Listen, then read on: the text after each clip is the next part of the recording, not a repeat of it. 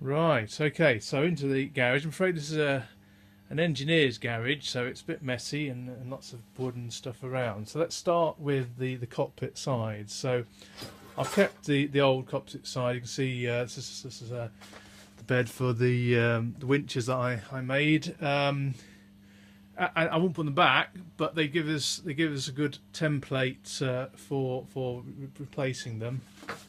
So that's one of the sides. The other side is down by the boat. I've kept all of the pieces that join the side of the cockpit onto the side of the cabin. So that's a template that you can use for redoing that. You can actually reuse that, but I suggest you carry on from new. Here's the rear of the cockpit. Again, you can see you wouldn't put it back because over the 40 years of its life, it's got a bit messed up. So renew those.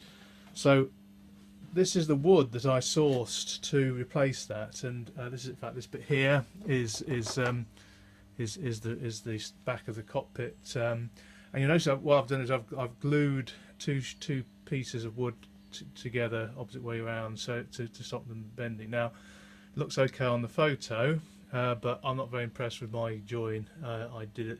I think I was a bit too ambitious with the biscuit joints. So I think if you were a good carpenter, you probably saw that down the middle and do a better job than I've done. So I've got that, and you can just see underneath here I've got the two sides. The cockpit's both in the same sort of state.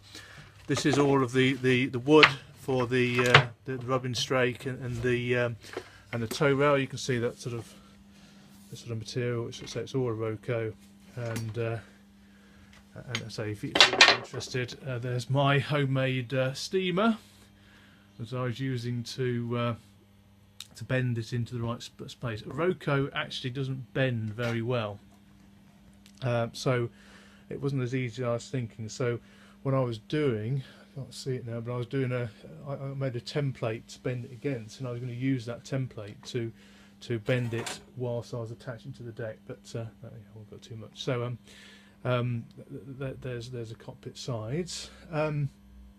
Let's now talk about push bits and pull bits. So here you have that's the I was getting confused which one's the pull and which is the push, but you can see that's all stainless steel. I haven't really touched that since taking off the boat, as you can see, but it attaches okay. I'd give it a good going over some metal polish before doing that.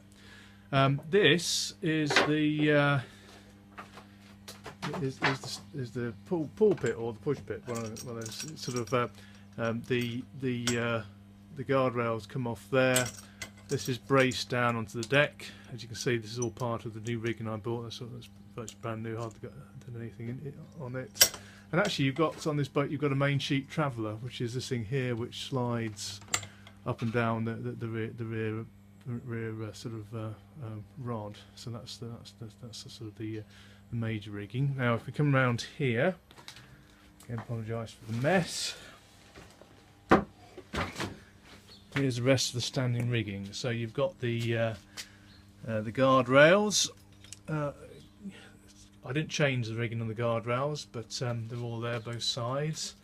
You've got all the main shrouds. You can see all those. Again, all of those were brand new. You know, a couple of years before I took the boat off the water. There's a CQR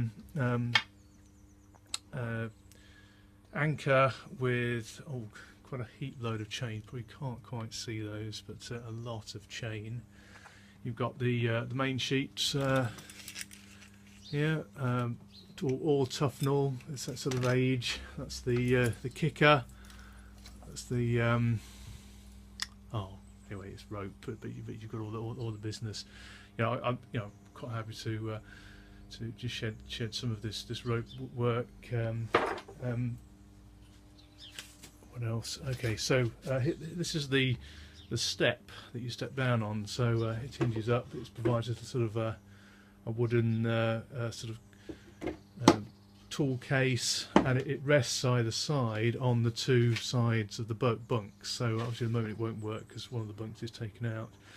And then beyond this, you can see there were some sliding doors that and behind there was a little cupboard which is underneath the cockpit, and you can see I've got all the doors still there, but again, and you can see the windows, the main windows. But I would think about redesigning that if I was you. So the last thing, what I've got behind there, you have to take my word for this because it's a bit hard to get out, but you can just see all of this white boarding. Well, that's the effectively the tops of the bunks in the fore cabin and the main cabin.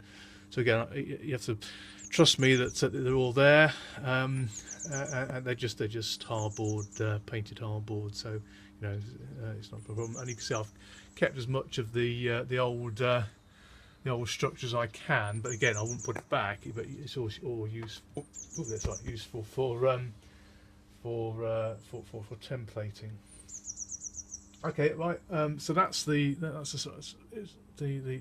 garage. I'll obviously put all that together and box up and place it. This is the other interesting. Just one before we close down. Here's the actual table, which is quite a miracle of ingenuity. It folds down into a small location. You can see the